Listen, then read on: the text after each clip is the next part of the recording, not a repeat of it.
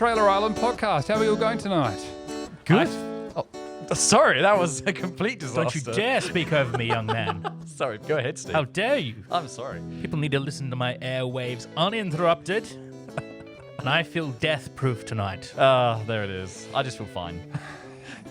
Like not death-proof or anything. How are you, Really good. Matthew? That's good. And Steve? Yeah, I'm feeling all right. Oh, that's good. Well, I'm great too. Thanks for asking. Yes, that's right. We're the Trailer Island podcast, and we compare films and their trailers. Did the film deliver what the trailer promised? Yeah. Yeah. No, exactly. I got it right. I feel like this film has completely thrown us off a little bit, hasn't it? Just how wacky it is. Not me. Not you? Okay, okay. This should be interesting. No. Don't project. Don't project. I shan't. It's a wacky, wild adventure for everybody. Yeah, family fun. Would we say family fun? No. No, definitely not. No. No, fair enough. No, not family fun at all. And it is a request. We'll get to that in a moment. Mm-hmm. And more importantly, I think we need to establish that isn't this, what year did it come out? 2007. It was 07. Oh, yeah. well, that means we have to ask the captain. There, Captain, if you could just, bring in the film. Thank you for the time, Tug. Thank you. I'm Stuntman Captain. I wonder if the captain's ever done a flip in his boat, Yeah. in his tugboat. Do a skid in a boat. Do a drift. Do a drift. Do a drift. I believe that's how he lost his arms, yeah. Oh, maybe we shouldn't bring it up to him Has then. he lost both his arms? Mm-hmm.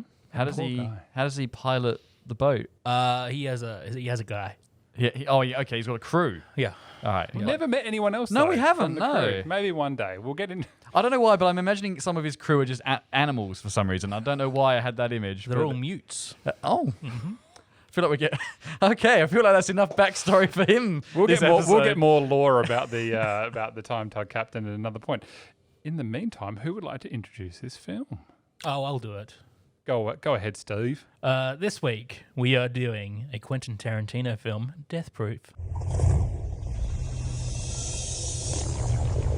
Have you been following us? You saw my car, I saw your legs. Now look, I ain't stalking y'all, but I didn't say it wasn't a wolf.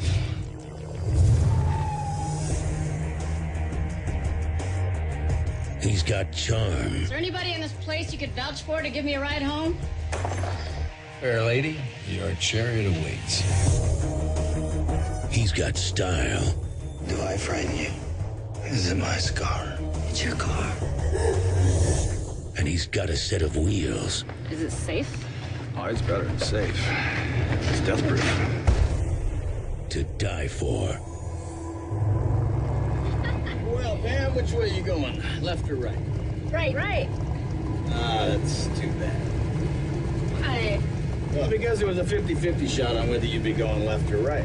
But since you're going the other way, I'm afraid you're gonna have to start getting scared immediately. From Quentin Tarantino, the director of Reservoir Dogs, Pulp Fiction, and Kill Bill, comes Death Proof. This car is 100% death proof. Only to get the benefit of it, honey, you really need to be sitting in my seat.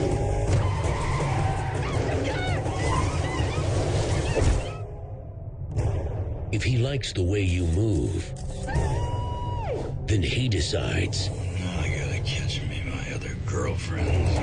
the way you die. His method is brutal. His weapon is speed.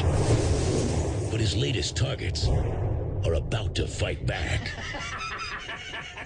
Quentin Tarantino's Death Proof. Ladies, that was fun! A Grindhouse feature. I don't know if this is intentional in that trailer, and I don't know if it's because I've seen the film now, but that trailer makes me laugh, and I don't know if it's meant to. Is it meant to be scary, or is it leaning into the kind of silly premise of the movie? I think that trailer is. The one I watched didn't have the voiceover guy on it. right. It was very much the stylistic sort of Tarantino trailer we've been getting for the last decade or so. Well, I hope that was the official trailer because it had certainly some official dialogue over the top of it. I think that suits the movie a lot more better than the trailer. Oh I yeah, saw. that plays into the style Yeah, of it film that he's does. trying to make it because It does, yeah. he is in this film. applying a very specific style Yeah. to this film, isn't he? It's funny when the film starts, you 100% believe it's set in the 1970s, and it's not until 20 minutes in where someone uses a mobile phone, I think you realize that it's actually set in 2007. And he's done that deliberately. He is leaning into that style, and I think that trailer, I think the reason it makes me laugh is because it's leaning into those tropes of 1970s kind of slasher films. And so I think probably it's actually quite successful in that.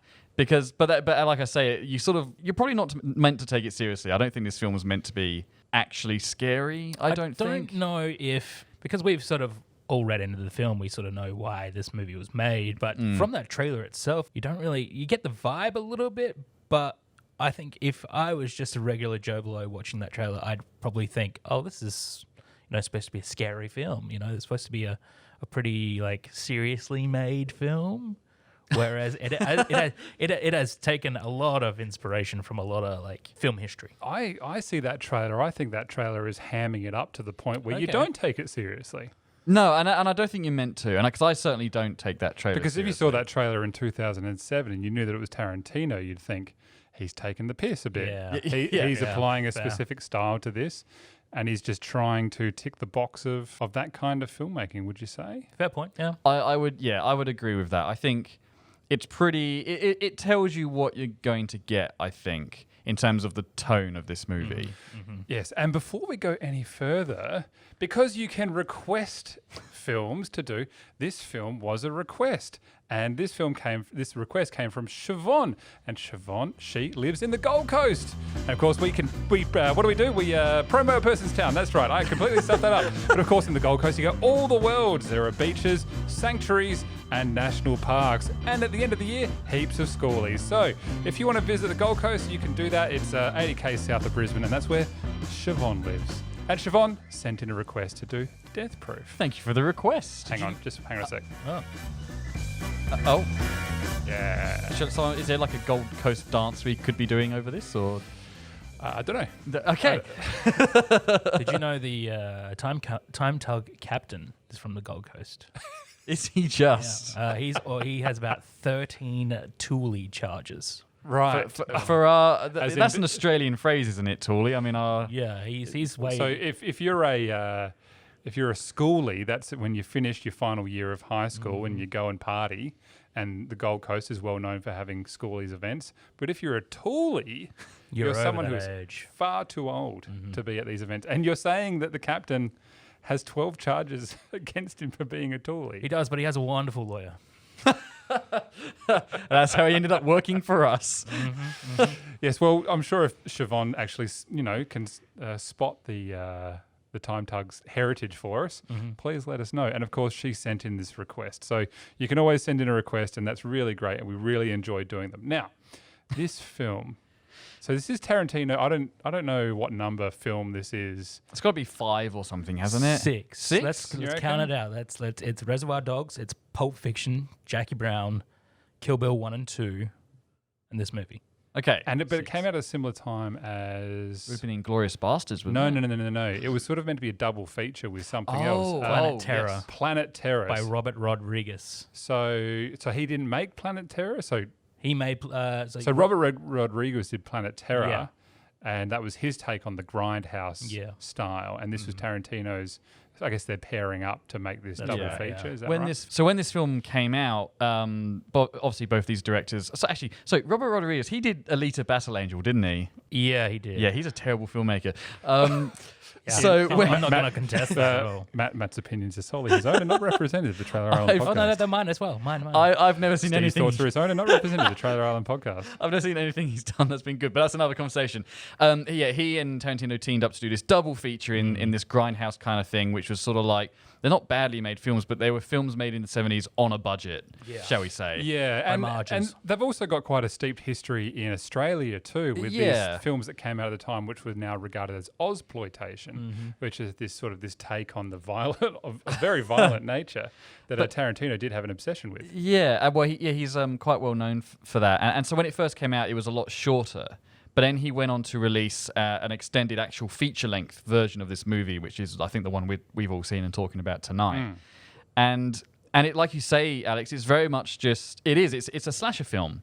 And it's deliberately made to just be a very simple, almost no story, in my opinion anyway, kind of violent for the sake of violent slasher film. Yeah. And he's deliberately damaged the film stock so it looks grainy, and it's deliberately cut poorly in sections. I was reading at the very beginning of this movie, a title card comes up that is not Death Proof, which is very quickly replaced with Death Proof. The reason for that being, back in the days of Grindhouse cinema, if they released a film that did poorly, they would just retitle it and release it as a new film. So he's pretending that this is actually a re-release of another film, and wasn't originally called Death Proof. If you follow, if that makes sense. Right. So you've got this kind of deliberately bad editing where there will be flash frames, and that kind of stuff, which I kind of liked. That I got that that's what he was trying to do. The first few times you go, was that a flash frame or was that an audio glitch? But you kind of go, no, it's I think we all know that George Miller cut Mad Max, the original one, in his bedroom. And I think this film, you can imagine being cut in someone's bedroom. Yeah, I don't know about that. As soon as you put Quentin Tarantino's name next to it, though, like those small charming repeats of dialogue. After about the second or third time, I was getting tired. I was like, okay, I get the point. I can see what you're doing. You're doing it perfectly fine. Just make the film, do the film, and I'll appreciate its origins at another point. Yeah, I'm not quite sure why it dips into black and white randomly for about 5 minutes. That's probably taking it too far, like you say, Steve. I saw that and went, you're just being arrogant now. I think he did that. And it's probably like a loose connection, but we dip to black and white when we meet the second group of girls. And we don't actually get to see the color of their car until it goes back up to color. And I think the color of the car, this wonderful yellow and black, is supposed to allude to the bride's tracksuit in Kill Bill. It's a sort of a self-referential sort of thing, which happens a lot in this film. There's a lot of other references to Tarantino things. Well, one of the main actresses in this, Zoe Bell, is Uma Thurman's stunt double from Kill Bill. Right, okay. So she's the one on the end who's on the hood doing, flipping around and stuff. Right. I think she's been in every one of his films in the last 20 years as well. It wouldn't surprise me. You mean just as a stunt double for the main part? Well, just as an actor as well. She's one of the bounty hunters in Django. She's one of the cowgirls in Hateful Eight. Okay. As well. Now, we'll get to Hateful Eight and pacing, because I think this film has the same issue that I had with Hateful Eight's pacing, which is it's just long and boring.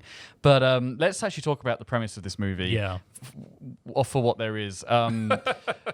You're sort of getting my feelings on this film as I'm talking, I'm sure, for those of you playing at home. But I think I'm right in saying that Kurt Russell, who is admittedly actually quite good in this film, he plays a deranged stuntman who has a stunt car, because Tarantino was fascinated with stunt drivers when they used to do car crashes for real, where they would death-proof the cars so that the stunt driver could do the stunts and they'd get out fine. So Kurt Russell's character, playing a stuntman, has a death-proof car, but he's only made it death-proof for him in the driver's seat, and he just basically gets off on killing his passengers. Yeah. You get a fair chunk of that in the trailer too. You do get that in the trailer, and that's pretty much it. That's the movie. That's it. Other than just kind of exploiting women for the hour and a half of the rest of it. It's almost 2 hours and it is a slow burn. I counted today that it was about 50 minutes before anything of any significant action actually happened in this film.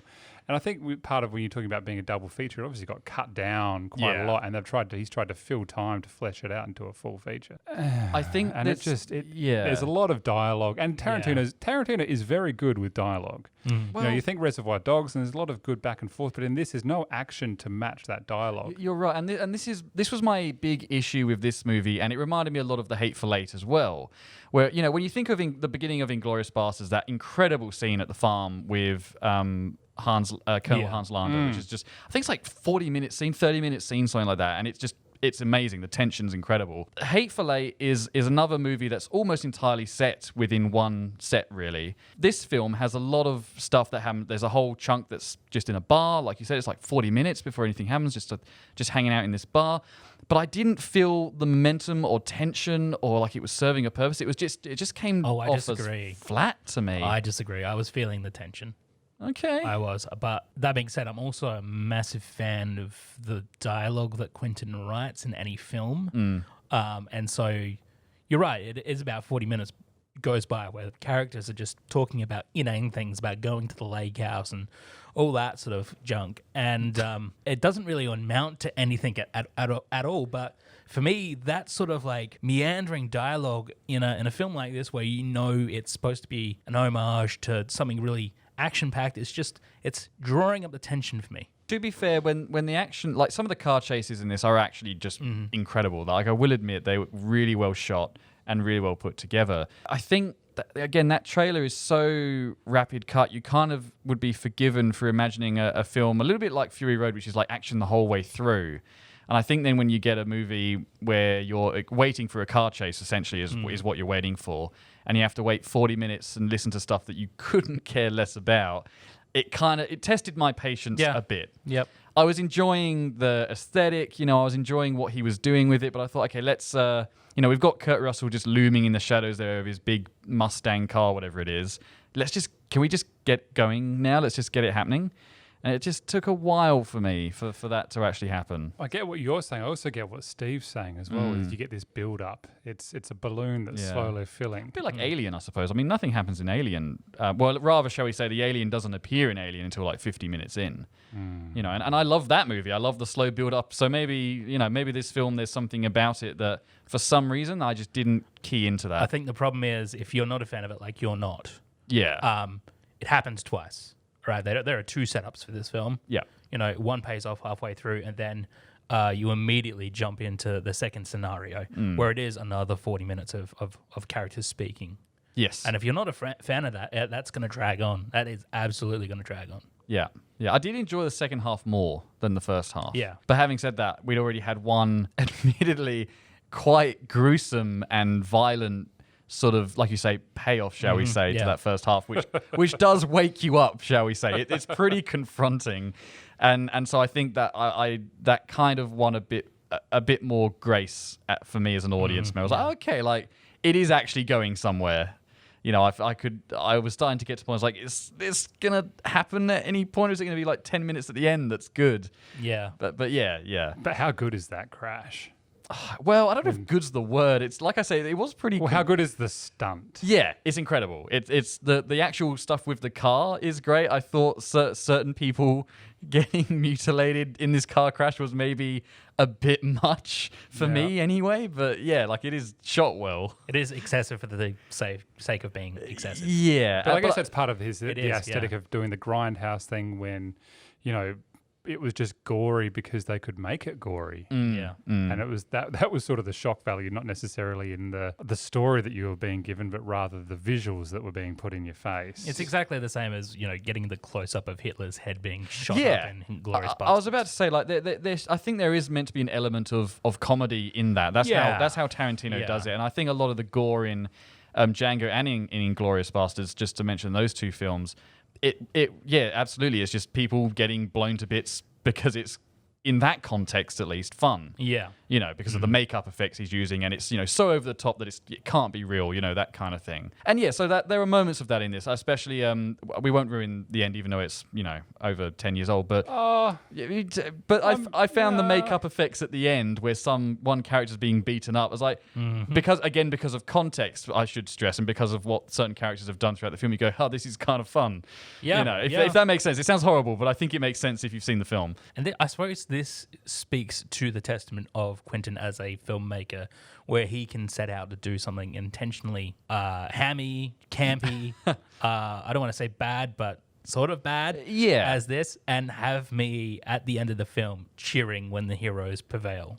Yeah, no, I do like the finale. I'm with you on that one, Steve. I did feel this kind of release of energy. It's like, yes! Like I was waiting for that kind of thing. Yeah. I just think it meanders a little bit too much in the middle, perhaps. Well, maybe not the middle, but in the two consecutive middles that the film has. It's essentially two films put together. Tarantino doesn't really do anything much for himself with the whole feet obsession in this. Oh, I think this has got to be like the reinforcing evidence if they ever put it into a courtroom.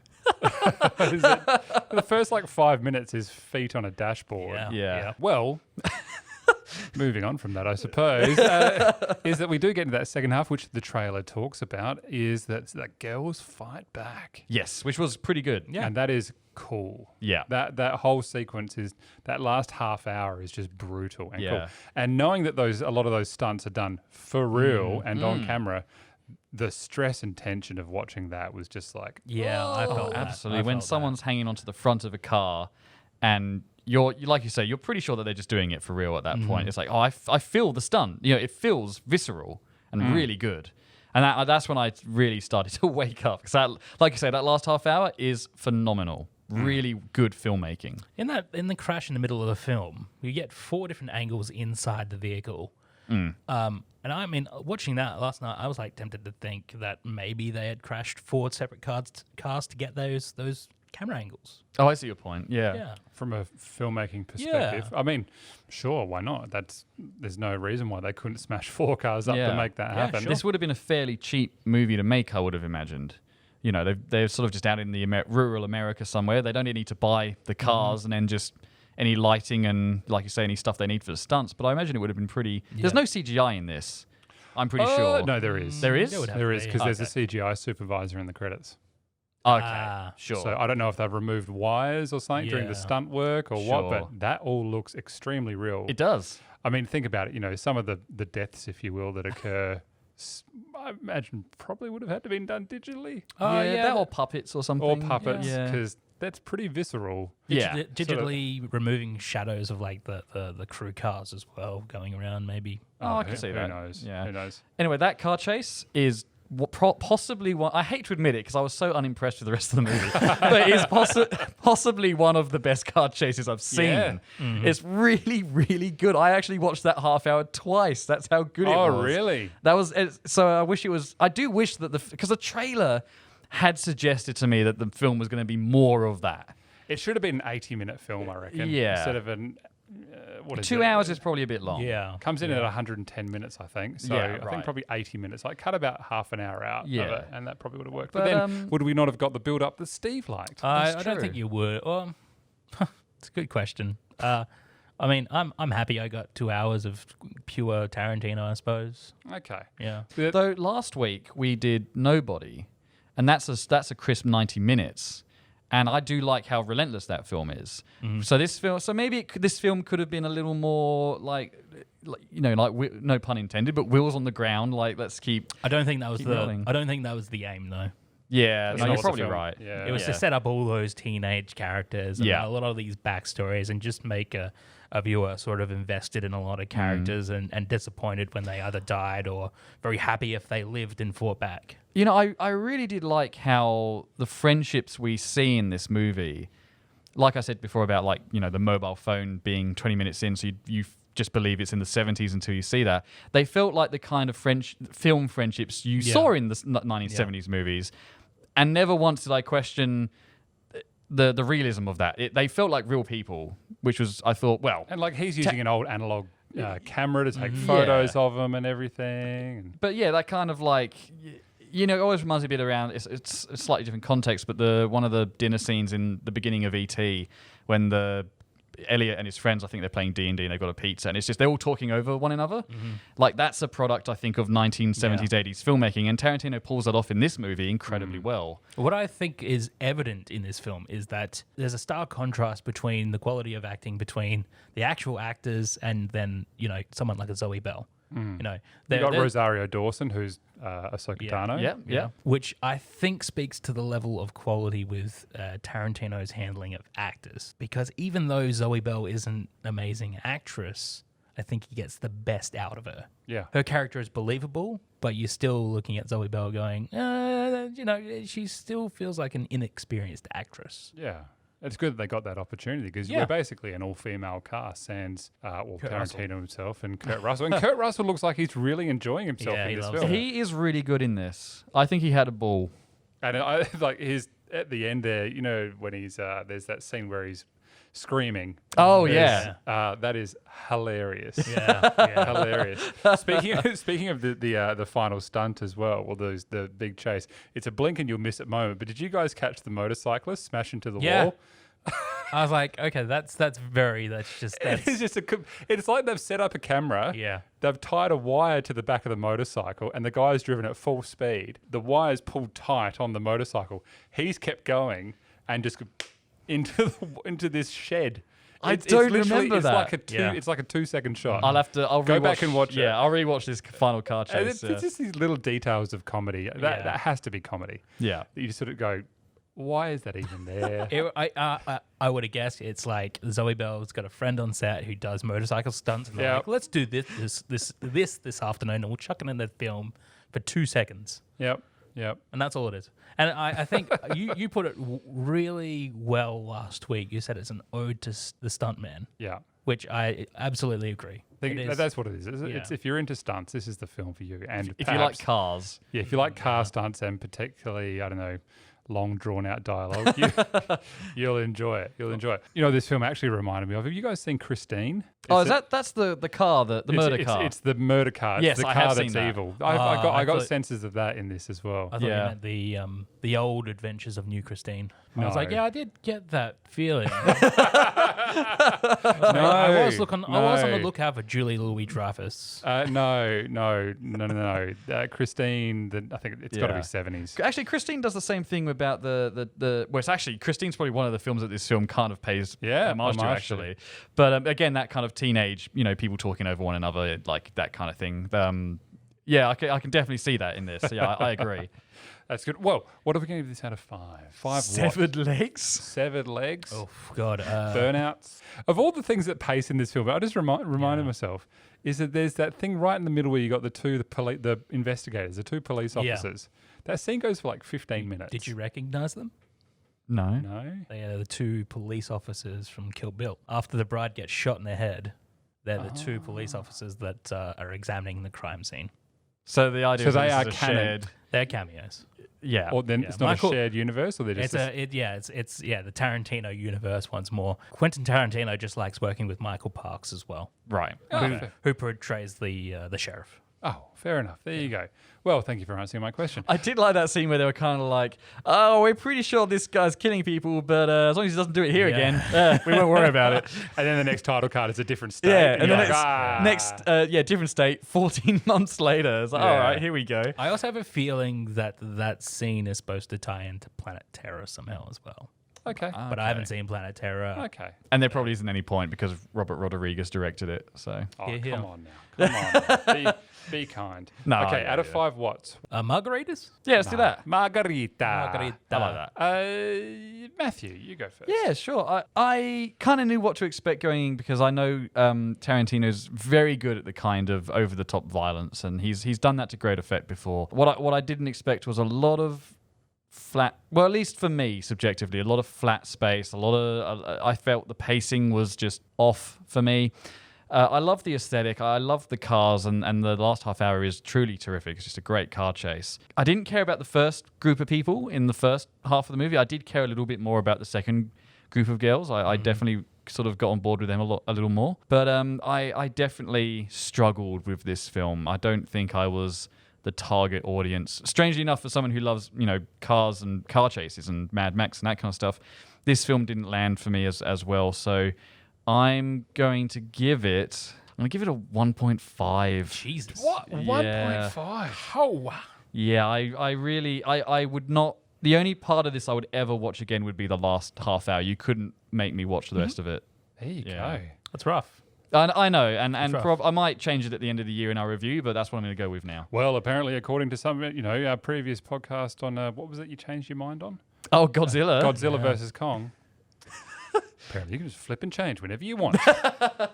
Anyway, I'll go next. I really feel like this is a film student's film. Yeah. You'll be like, oh, and I think that was happened to me when I watched it back in early 2007, 2008, whatever it was. I was a film student then. And I was like, oh, dialogue, action. Yep. Oh, yeah, I get this. I'm going to write an essay on this because I know film because I'm a film student. Sorry to all the film students out there that I might have just No, offended. that's pretty much an apt. Yeah, film students do love Tarantino. Having been film students, that's Yeah. how you sound at 21. Yeah. Yeah. Anyway, so that's And for that, I remember watching it back then, and I really enjoyed it. This time around, I'll admit, I didn't watch the whole thing all the way through because I'd seen it. I knew the film, but I didn't, like you, Matt, you have problems with some of that dialogue, and this time I just didn't particularly care for it. The action is fantastic. The acting is fantastic. Kurt Russell's really enjoying himself. I think that's all fantastic. So I'm going to go a 3 for me. Wow. Margaritas. Steve? Okay, yeah. I'm going to go a 3 as well. Okay. I am happy to watch a Quentin Tarantino film, and especially one I haven't seen before. I haven't really gotten around to Death Proof. And when you guys said we're doing Death Proof, I was like, I don't really care about watching that film. But then I sat down and watched it, and I was just enraptured. I was very, very charmed by the dialogue that he writes and the way he shoots his films. And this is, I sort of recognized that as this bridging moment between old Tarantino and new Tarantino. There's a stark contrast between Kill Bill and Inglourious Bastards, and I felt this is a nice little crossover there. But it is definitely, I think, weaker than a lot of his films. But I mean, he's really just messing around. Yeah. And him messing around is 10 times better than like a Zack Snyder putting his heart and soul into something. Honestly, No comment. I think it just speaks to the quality of filmmaker he is. Okay. He's a good filmmaker. I don't want Yeah. to come across as saying I'm anti-Tarantino. I like his work. Yeah. Just not this one. Okay. Yeah. Well, that's entirely fair enough, I think. Well, that's 7.5 out of 15, which is 50%. Okay. That's right. Yeah. Yeah, happy with that. Probably runs at about 50%. Yeah. Yeah, fair enough. Well, we've been the Trailer Island podcast, and that was Death Proof, which was a request from Yay. Siobhan on the Gold Coast. Thank you for Siobhan. Make sure you let everybody know that was your request. Because I think that was a good. I think that's something we would have chosen. That's the thing, like you say, Steve. I don't think I would have Yeah. seen this film, and I'm glad I have because it challenged me, and I like being challenged by film. It's fun. Yeah. Doesn't mean I enjoy the film, but I like being challenged. Fair enough. Well, yes, we've been the Trailer Island podcast. Compare films and their trailers. You can contact us via the website. There is a submission form there. Yeah, send more requests. You can send us an email, contact@trailerisland.com.au, which is how Siobhan did it. You can also contact us via the Facebook page. There's a Twitter and an Instagram too. And we really look forward to hearing. Give us feedback as well. Maybe Please send us a do. message like, you guys really need to lift your game. Or something like, we think you're great. Give us more time, Tom Captain, please. Yeah, more Matthew time, needs to Doug. stop talking about Judi Dench. Yeah. No, that's Never, ever stop talking about Judi Dench. You can find us wherever you get your podcast, Google, Apple, Spotify, Deezer, Amazon, all the fun stuff. And give us a review, tell your friends. We would really appreciate it. I've been Alex, and I was joined by Steve. And Matthew. We've been the Trailer Island Stuntman Steve. podcast. Damn it. Good night.